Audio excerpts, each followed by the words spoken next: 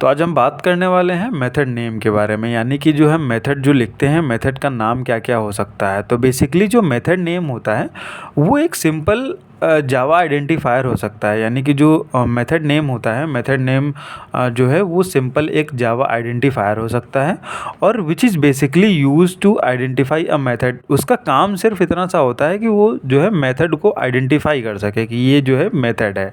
ठीक है, नाम हम कुछ भी लिख सकते हैं, अगर आप चाहें तो आप अपना नाम उस मेथड की जगह पे आप अपना नाम लिख सकते हैं। बट उसमें दिक्कत ये आती है कि आप जब मान लीजिए कि आप 10, 15, 20 या उससे ज़्यादा अगर मेथड लिखते हैं तो आपको ही उसमें दिक्कत आती है याद रखने में कि इस मेथड में क्या नाम है। अदरवाइज आप अपना नाम भी उसमें जो है रख सकते हैं। Since a method is an identifier we need to follow the ये जो कुछ रूल्स हैं।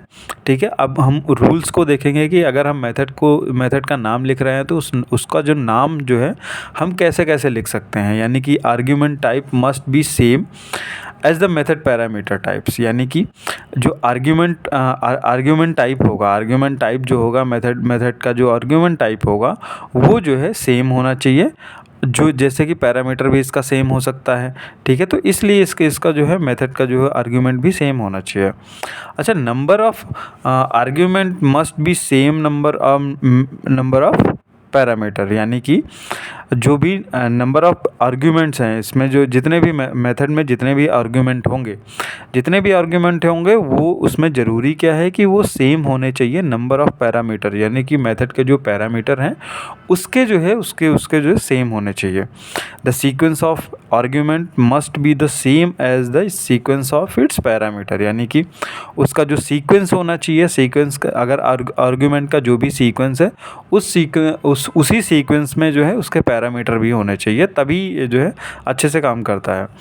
अब parameter is a local variable of method, यानी कि जो पैरामीटर होते हैं, अच्छा पैरामीटर होते क्या हैं, तो पैरामीटर बेसिकली क्या होते हैं, वो लोकल वेरिएबल होते हैं। लोकल वेरिएबल क्या होते हैं, हम आगे अपने इस प्रोग्राम में हम देखेंगे कि लोकल वेरिएबल क्या होते हैं। तो अच्छा, जैसे ये प्रोग्राम में आप देख सकते हैं कि ये जो है क्लास JGJ, मतलब ये जावा गुरु जर्नी, और पब्लिक स्टैटिक वॉइड मेन, ये हो गया आपका जो है मेन मेथड के बाद हमने एक मेथड लिया, उसका जो हमने रेफरेंस वेरिएबल लिया। न्यू क्यों लिया जाता है, ये एक ऑब्जेक्ट क्रिएट करने के लिए लिया जाता है, और ये जो है मेथड नेम हो गया obj.m1, यानी कि इसमें जो है m1 नाम का जो है मेथड को जो है हम कॉल करते हैं। कैसे, ये मेथड ये रहा, क्लास हमने क्या बनाया, क्लास बनाया हमने मेथड नाम की क्लास बनाई, और m1 नाम का जो है हमने मेथड बनाया, void ऑफ m1, ये हो गया m1 जो है मेथड हो गया, ये जो हम यहाँ पे कॉल कर रहे थे।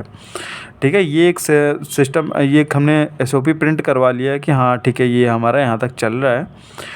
अब यहाँ पे देखिए, यहाँ पे obj.m1 का मतलब क्या हुआ कि obj ये हो गया रेफरेंस। ठीक है, और रेफरेंस के बाद m1 क्या है, m1 जो है ये एक मेथड है। ठीक है, ये एक मेथड ये कहाँ से आया, ये गया है यहाँ से, तो इसको जो है जब ये यहाँ गया है तो इसको ये इसको कॉल कर रहा है। ठीक है, और कैसे कॉल कर रहा है, तो यानी कि इसके नाम से, इस क्लास से इसको कॉल कर रहा है। ठीक है, आप प्लीज़ वीडियो को सब्सक्राइब कीजिए। धन्यवाद।